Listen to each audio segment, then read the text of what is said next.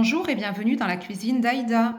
Aujourd'hui, je vous ai préparé des mélouis farcis à la viande hachée, au poivron et à la mozzarella.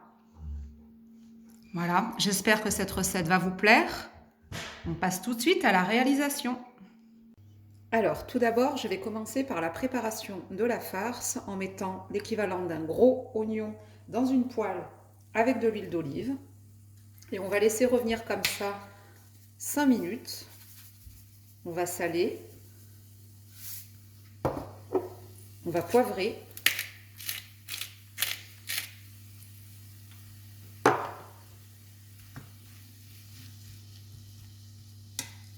Voilà, on va laisser revenir. Voilà, donc une fois nos oignons colorés, on va rajouter l'équivalent d'un poivron rouge et un poivron vert qu'on aura haché. Et on va laisser cuire encore une dizaine de minutes, tant que les poivrons se marient bien à l'oignon et cuisent. J'ajoute ensuite l'équivalent de 2 gousses d'ail râpées.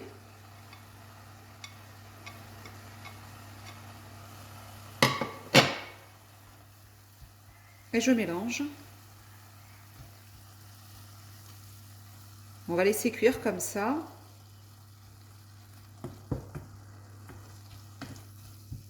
On couvre comme ça, on laisse cuire une dizaine de minutes. Alors ensuite, on découvre. Donc, je découvre. Pour celles qui ne mangent pas de viande, vous pouvez laisser uniquement des légumes. Vous pouvez y rajouter des champignons également. Moi, je vais rajouter l'équivalent d'à peu près 400 à 500 grammes de viande hachée. Et puis, je vais l'incorporer aux légumes. Je vais bien mélanger le tout. Voilà, j'écrase bien les petits morceaux pour pas que la viande hachée me forme de boules trop grosses. On écrase bien. Voilà, puis là on va pouvoir y incorporer nos épices. Alors pour les épices, vous mettez ce que vous aimez idéalement. Donc j'ai de la coriandre séchée, du paprika, un peu de gingembre et un peu de ras el hanout. Donc là aussi, hein, question de goût, hein, s'il y a une épice que vous n'aimez pas, vous ne la mettez pas. S'il y a une épice que vous préférez, ben, vous l'incorporez, hein, c'est selon les goûts. Et puis on va mélanger nos épices à notre viande et à nos poivrons, de sorte à ce que le mélange soit homogène. Puis voilà, vous laissez cuire hein, jusqu'à que la viande soit cuite. Donc on va laisser encore entre 5 à 8 minutes de cuisson. Voilà, donc là, à la fin, une fois que la viande est presque cuite, vous prenez un peu de persil et de coriandre et vous venez les rajouter à votre préparation. Et on va pouvoir bientôt éteindre la cuisson, enfin, stopper la cuisson, du moins. Et on laissera du coup refroidir le mélange pour pouvoir s'occuper de la préparation de notre pâte. Voilà. Donc là, on éteint le feu et on va laisser nos herbes donc, dégager leur goût, hein, tout simplement, à la préparation. On va laisser refroidir tout ça. Du coup, on va pouvoir verser la préparation de notre viande hachée dans un bol pour lui permettre de refroidir.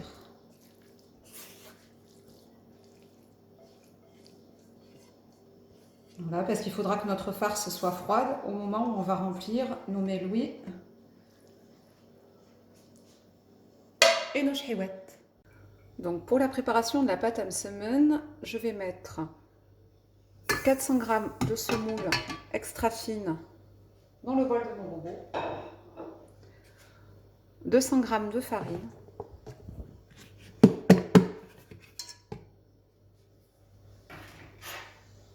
je vais mélanger tout ça.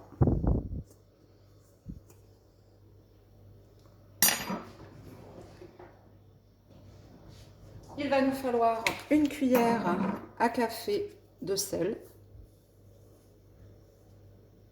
Voilà. Je le mets sur le côté. Je vais prendre également de la levure boulangère instantanée, mais je ne vais pas utiliser la totalité du sachet. Je vais prendre l'équivalent, pareil, d'une cuillère à café. Regardez. Voilà, que je mets ici, au milieu. J'ai préparé 400 ml d'eau tiède que je vais venir déposer. Voilà.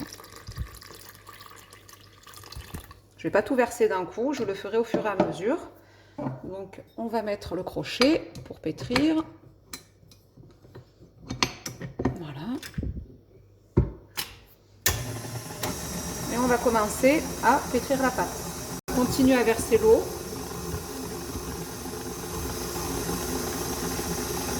Voilà, j'ai tout mis. Et là, je vais laisser mon robot pétrir entre 8 et 10 minutes. Ça dépendra de la consistance de la pâte et du niveau d'absorption de votre semoule. Voilà, c'est la fin. Donc, on obtient donc une pâte à msemen. Voilà, de cette texture-là, vous voyez. On voit bien que tous les grains de semoule ont été absorbés. Pouvoir poser ça sur un plan de travail. Donc, on met un petit filet d'huile. Histoire de pouvoir manipuler la pâte facilement.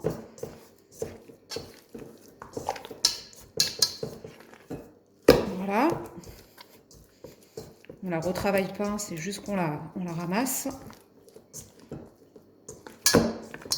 Voilà, regardez. On prend la pâte, on va former des boules. Hein.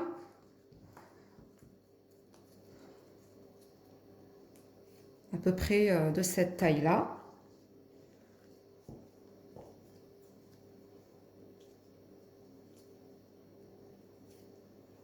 Voilà. Voilà, on obtient donc 12 petites boules. Donc, il faut les badigeonner d'huile. Donc, n'hésitez pas, hein, quand vous les formez. De toute façon, c'est une pâte, vous l'avez compris, qui n'a pas besoin de temps de repos. On va l'utiliser prête à l'emploi, comme ça. Donc, au niveau du temps, quand vous n'avez pas le temps, bah, c'est une recette quand même qui est assez appréciée, puisque bah, il est possible, voilà, on a une pâte tellement élastique que du coup, vous allez voir, très facile à manipuler. Donc du coup, moi ce que je vais faire, je pense que je vais en faire 6 au four et le reste à la poêle. Je vais voir. Du coup, je vais m'occuper de la première boule de pâte. En attendant, les autres, je les ai mis sur un plateau que j'ai huilé.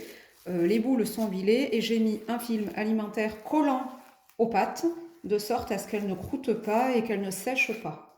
Donc ça, vous mettez, vous réservez de côté. Vous préparez aussi du fromage. Donc moi, c'est de la mozzarella pour la cuisson. Vous savez, c'est le gros bloc.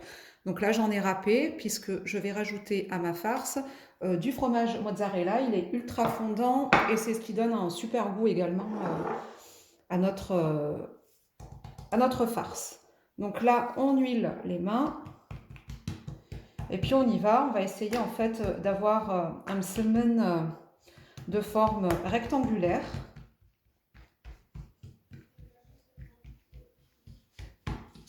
Je me suis calquée en fait sur mon tapis de cuisson comme modèle pour pouvoir donner la forme souhaitée. Comme ça, je sais que je ne déborde pas. Et voilà. Donc, vous avez vu la pâte, elle n'a pas percé. Elle est vraiment nickel. Donc, on va prendre notre farce qui a bien refroidi, hein, c'est important. Et on va venir déposer la farce. Alors, pas tout à fait au niveau du rebord, on laisse à peu près 1 cm. Donc, comme je vous l'ai dit tout à l'heure, hein, si vous ne mangez pas de viande, si vous souhaitez avoir une farce uniquement végétarienne, ben vous pouvez y mettre uniquement des légumes. Donc, ça peut être des poivrons avec des carottes, avec de la courgette. Enfin, vous faites vraiment comme vous voulez. Tout ce qui est farce, de toute façon, ça se fait en fonction des goûts et surtout, c'est rapidement remplaçable. Voilà, j'y vais même à la main. Donc je ne mets pas trop non plus au niveau ici des bords, puisque quand on va rouler, on va quand même essayer de faire en sorte que ça ne déborde pas. Donc là, je viens prendre du fromage, comme je vous ai dit, type mozzarella. Si vous n'avez pas de la mozzarella, là aussi, vous pouvez mettre le fromage de votre choix ou pas de fromage du tout. Donc voilà, je vais me laver les mains. Donc là, je me suis lavé les mains parce que j'avais du coup touché la farce avec les mains. Je me remets de l'huile. Ça va me permettre de mieux manipuler la pâte que je vais venir décoller et déposer tout autour de notre farce. Donc là, c'est normal hein, que ça perce puisqu'on a une épaisseur qui est quand même pas... Et on va venir rouler. Donc l'importance, encore une fois, et j'insiste, de la pâte qui doit être froide, la farce, excusez-moi, qui doit être froide, c'est aussi en lien avec le fait que la chaleur, en fait, ça vienne percer notre pâte. Voilà.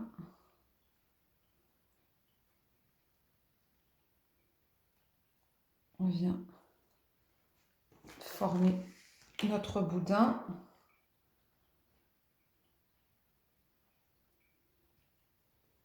Comme ça. Voilà. Et là, on va venir former un escargot. Donc, vous allez venir rouler votre pâte.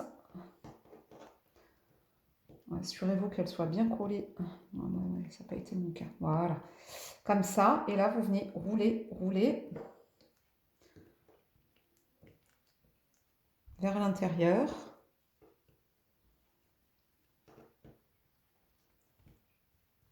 Et on vient fermer comme ça. Voilà, on obtient un escargot et on va pouvoir déposer dans une plaque et on va réaliser cette opération jusqu'à épuisement de toutes nos pâtes. Donc pour la cuisson à la poêle, moi je rajoute un petit peu d'huile. C'est facultatif, si vous ne souhaitez pas, vous n'en mettez pas. Mais bon, moi j'ai cette poêle qui parfois accroche un peu. Donc là, une fois que ça me donne aussi la sensation de chaleur, donc le niveau de chaleur. Donc j'ai mis un petit peu d'huile. De toute façon, un peu plus, un peu moins, c'est pareil. Et je viens donc récupérer ma pâte que je vais venir déposer ici.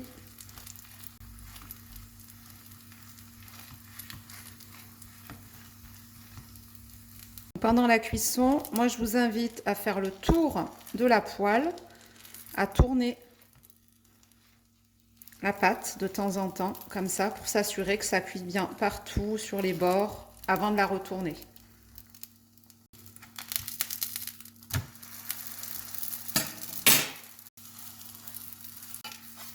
Voilà, vous n'hésitez pas à bien la retourner pour qu'elle cuise parfaitement et que l'intérieur soit cuit.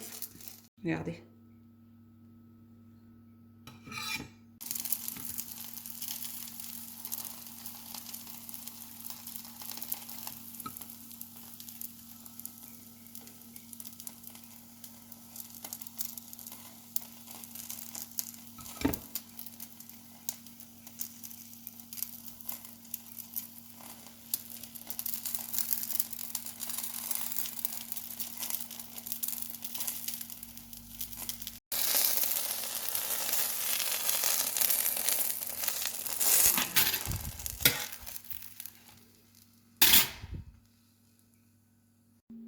Et voilà, on arrive à la fin de la vidéo. Regardez, nos mélouis sont parfaits.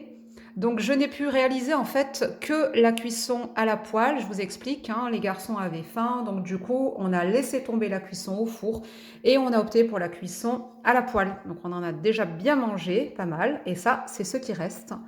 Regardez, ils sont malléables, ils sont beaux comme tout. Ils sont très très bons. Écoutez, j'espère que cette recette vous aura plu. N'hésitez pas à partager, à liker, à commenter, à vous abonner à ma chaîne si ça n'est pas déjà fait. Je vous retrouve bientôt pour de nouvelles recettes et je vous souhaite un bon appétit.